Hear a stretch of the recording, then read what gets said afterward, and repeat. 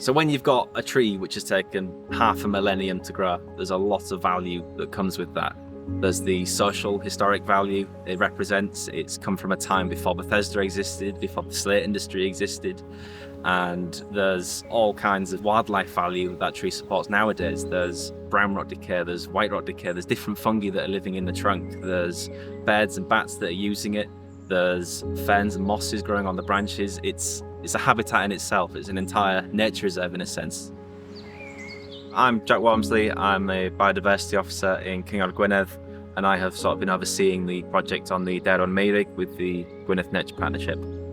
So it all came about when myself and some other council arborists just came to the park for a completely different matter, and we'd noticed that there was fungal growth coming out of the trunk of the tree, and there was deadwood in the crown. There was just a few things that we would commonly associate with obvious defects that we needed to look at further.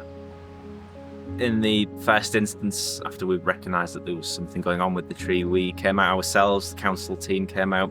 We have access to decay detection equipment, so we did a lot of the surveys ourselves to start with, including sonic tomography, electrical impedance testing and resi drilling.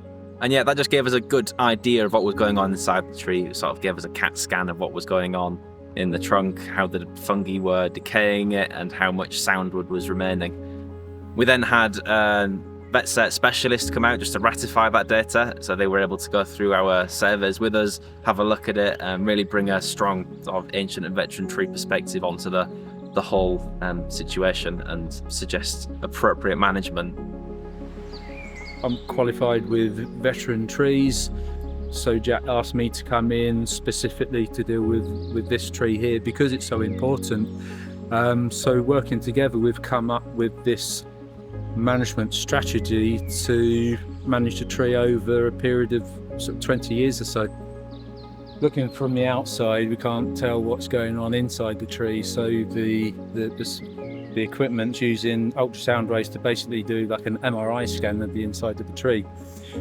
That's not perfect in itself. It's got inherent issues, like if you've got bark inclusions and cracks, that hinders the sound waves. So then the black and red bleeds are a different set of equipment which uses electrical resistance to basically map where the water is in the tree. It's measuring the resistance and the conductivity. So by comparing the two images which are produced, called tomographs, I can get a much better idea of what's going on inside the tree, so I can make a better assessment of the condition of the tree and if there's anything needs doing to it. So we've done the tests and it shows that there is an area of advanced decay in the tree, but the decay, rather than being seen as a negative, is a positive. It's a feature. It's habitat for animals and critters, but there was a footpath underneath the tree, so there was a risk posed to people walking if pieces of branch broke off and sort of hit them.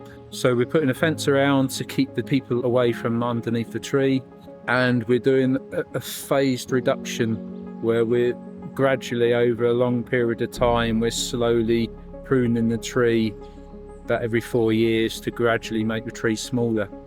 And then as the tree responds to the pruning, it produces new growth lower down, which creating a new lower crown. So hopefully, the tree can be there for another 100 years or more.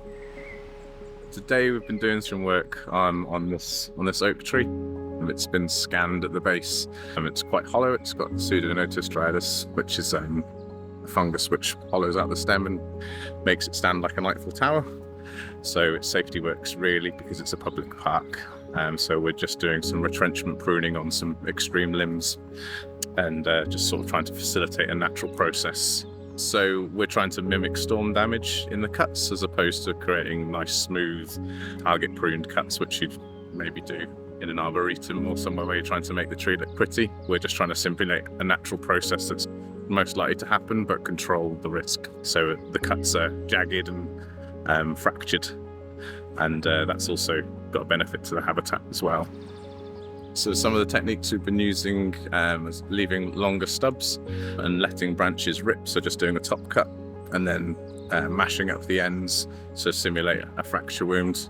getting ropes around the branches and pulling them with just a little bit of a cut in, so that they're getting a nice tear on them to simulate some storm damage. And hopefully we'll get lots of frothy growth coming back onto those points, so that the tree can re-establish an internal crown.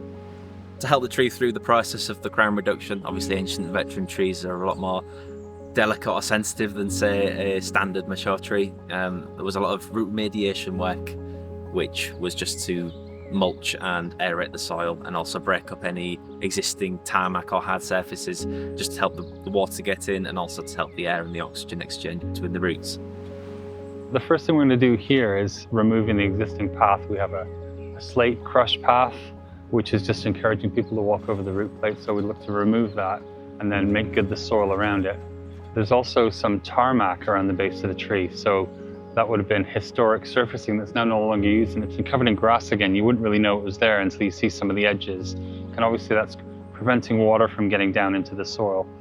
So the first things we're going to do is, rather than removing the tarmac entirely, we're going to punch holes in it to let water go through and air to come through. There's an inherent risk in, if we were to dig up the tarmac with a machine, we might damage the roots below if there are surface roots, and sometimes the roots do sit just below surfacing. And then the sort of final step would be what's called radial trenching. So we use the air spade, the compressed air tool, to dig a series of trenches sort of in the spokes of a bicycle coming away from the stem. Fairly deep, as deep as we can get them, and into sort of looser soil. The compaction is normally right on the very top layer of the soil, and it's quite evident once you break through it, the soil starts to fluff up and pop up.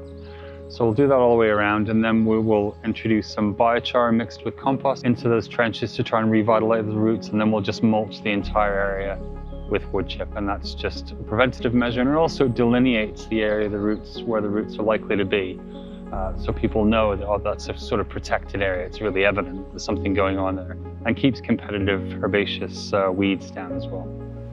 It's just nice to have in your toolbox. You've got another option. What are the soil conditions? Are they suboptimal? Can we optimize those without incurring a huge amount of cost? And this isn't a particularly costly intervention.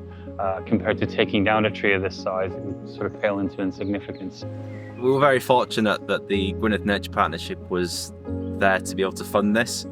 So it's a Welsh Government pot of money which is there to sort of aid nature recovery. So in a sense, that funding was perfect for this project. We were able to protect and enhance a incredibly rare habitat, incredibly valuable habitat as well. Initially, when I saw this tree, it just looked like a very, very old tree coming to the end of its life with decaying branches. And maybe traditionally, the root would have been very, very different to the route that we've taken now. The light bulb moment for me was seeing some electronic data which showed me and the partnership that this tree probably wasn't in such a bad condition as initially thought. And that piece of information was vital in order for us to make sure that we can do the right work at the right time in order to extend the longevity of this great tree. To summarise, I think this has been a very valuable project, not only for the tree, but also for the people in Bethesda. They've obviously really value the tree just from the various site visits that we've done. They were coming to us asking us questions all the time. What's going on with the tree? And we're not going to cut it down, are we? That's one of the biggest things. I think that's an incredibly useful perspective to have, because it really justifies that these projects are worthwhile and people do want to see these trees protected. And that's what we've been able to achieve here. It's good to see that this tree is going to still be here in hopefully 10, 15, 100, 500 more years.